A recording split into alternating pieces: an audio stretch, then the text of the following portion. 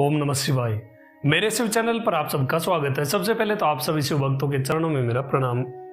आज हम इस वीडियो के माध्यम से एक बहुत बड़े डाउट को क्लियर करेंगे। एक बहुत बड़े संशय या मान लीजिए जो अफवाह ये फैली हुई है इसको हम क्लियर करने जा रहे हैं। डाउट ये है कि क्या शिवलिंग पर तुलसी दल या तुलसी के पत्ते अर्पित किए जा सकते हैं? क्या शिव पर तुलसी अर्पित हो सकती है? इस विषय को लेकर के बहुत सारी अफवाहें फैली हुई है। कोई कहता है कि केवल शिवरात्रि को तुलसी अर्पित की जा सकती है, कुछ लोग कहते हैं कि तुलसी के पत्ते अर्पित नहीं करने चाहिए, कुछ लोग कहते हैं कि तुलसी की मंजरी केवल अर्पित की जा सकती है। किंतु वास्तविकता क्या है, रियलिटी क्या है? इसका उत्तर हमें श्री शिव महापुराण के रुद्र संहिता के सृष्टि खंड में प्राप्त होता है। यहाँ पर एक श्लोक आया है, भुक्ति मुक्ति फलम तस्य तुलस्या पूज्ये दधि। यदि तुलसी दल से यानी तुलसी के पत्तों से शिव की पूजा करे तो उपासक को भोग और मोक्ष का फल प्राप्त होता है। इसका सीधा सीधा अर्थ क्या हुआ? आप तुलसी दल तुलसी के पत्ते शिवलिंग पर अवश्य ही अर्पित कर सकते हैं, और जो कोई भी शिवलिंग पर तुलसी अर्पित करता है उसे भोग और मोक्ष की प्राप्ति होती है। ऐसा शिव महापुराण के सृष्टि खंड में, रुद्र संहिता के सृष्टि खंड में आया है। और ये बात कौन कह रहे हैं? ये बात कह रहे हैं ब्रह्मा जी नारद जी को ये चीज़ बता रहे हैं। इसलिए आपको किसी भी अफवाह में पड़ने की जरूरत नहीं है, किसी भी संशय में पड़ने की आवश्यकता नहीं है।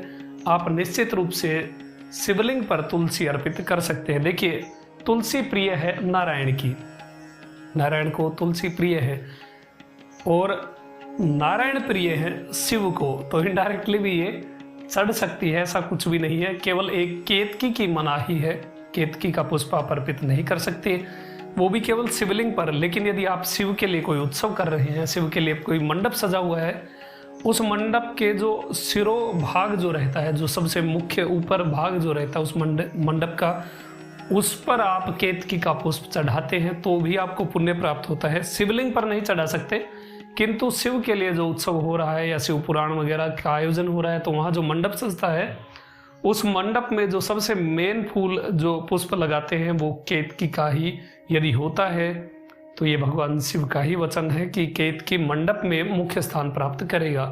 कई क्षेत्रों में शिव भक्तों के साथ ऐसी स्थिति उत्पन्न हो जाती है कि बेलपत्र आसानी से नहीं मिल पाते हैं। गर्मियों के मौसम में पत्ते झड़ जाते हैं, सूख जाते हैं, लेकिन तुलसी हर जगह पर हर किसी के घर में उपलब्ध होती है। इसलिए आप तुलसी दल आप शिवलिंग पर अर्पित कर सकते हैं, इसका भी बहुत ज़्यादा पुण्य प्राप्त होता है। किंतु बेलपत्र का स्थान कोई नहीं ले सकता है। तुलसी दल भी अर्पित कर सकते हैं, जो तुलसी दल अर्पित करना चाहते हैं वो अवश्य ही करिए। बेलपत्र भी आप अर्पित कर सकते हैं, वो तो अवश्य ही करना ही है।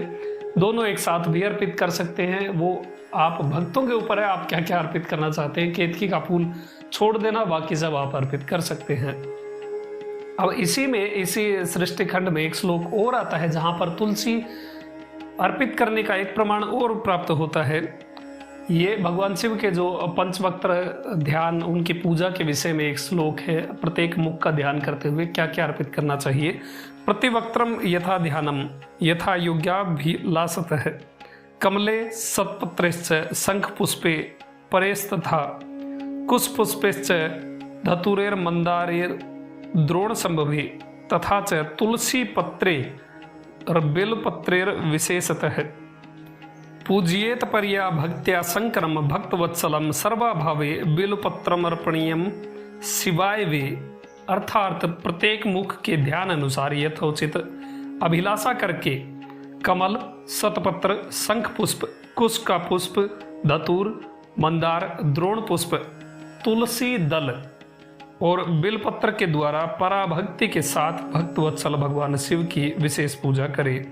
अन्य सब वस्तुओं का अभाव होने पर शिव को केवल बेलपत्र ही अर्पित करें। यानी बेलपत्र का तो विशेष स्थान है ही, किंतु इस श्लोक के माध्यम से हमें यह भी पता चलता है कि तुलसी दल शिवलिंग पर अर्पित करने का बहुत ज़्यादा महात्म्य है। भुक्ति मुक्ति यानी भक्ति और भोग और मोक्ष दोनों ही आपको तुलसी दल अर्पित करने से प्राप्त होंगे। इसलिए ये शैवों का है, ये वैष्णवों का है, ये शिव का है, ये विष्णु का है, इस चक्कर में मत पड़िए।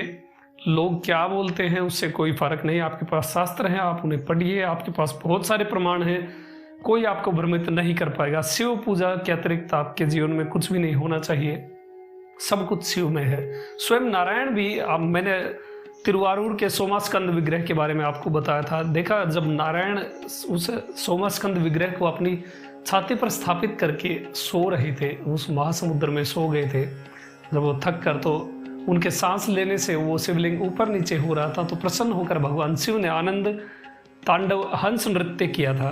तो नारायण क्या है, शिव क्या है, वो हमारी समझ के बाहर है। हम क्या हैं और हमें जीवन में क्या करना है, केवल इसी बात पर आप फोकस रखिए। आपको शिव भक्ति करनी है, आपको नारायण स्वतः ही मिल जाएंगे। इसलिए इस चक्कर में आप मत पड़िए कि ये वैष्णवों का है, ये शैवों का है, सब कुछ शिव में है, नारायण भी शिव के ही हैं। इसलिए आप फ्री माइंड होकर शिव पूजा करिए, खूब आप तुलसी दल शिवलिंग पर अर्पित करिए, किसी प्रकार का कोई पाप नहीं है। और यदि कोई आपको टोके तो मैंने प्रमाण आपको दे दिया है, श्लोक आप बता देना। और भगवान की भक्ति में आप हमेशा लगे रहिए और उनका आशीर्वाद, उनकी कृपा आप हमेशा प्राप्त करते रहिए। अभी तक के लिए इतना ही। आपका दिन शुभ हो। ओम नमः शिवाय।